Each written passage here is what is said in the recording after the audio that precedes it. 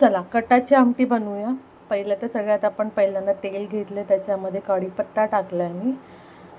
कटाची आमटी ही मी माझ्या पद्धतीने बनवली आहे, तर ही तुम्ही नक्की करून बघा, तुम्हाला नक्की आवडेल।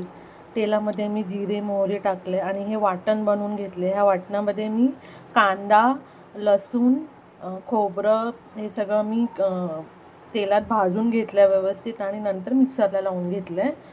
त्याच्यामध्ये मी हे वाटण व्यवस्थित मिक्स करून घेतलं आहे, बारीक वाटून घेतलं आणि ते तेलामध्ये टाकलं आहे।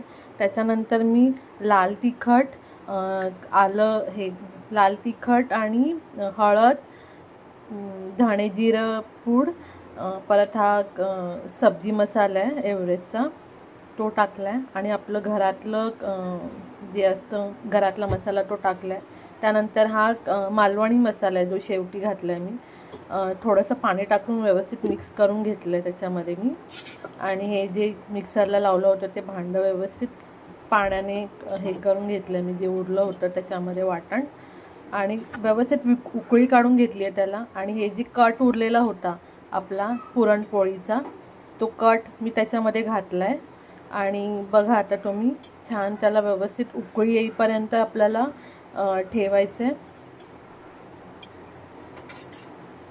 ह्या कटाला खूप छान स्मेल येतो आहे एंडला, आणि खूपच छान चविष्ट लागते आमटी।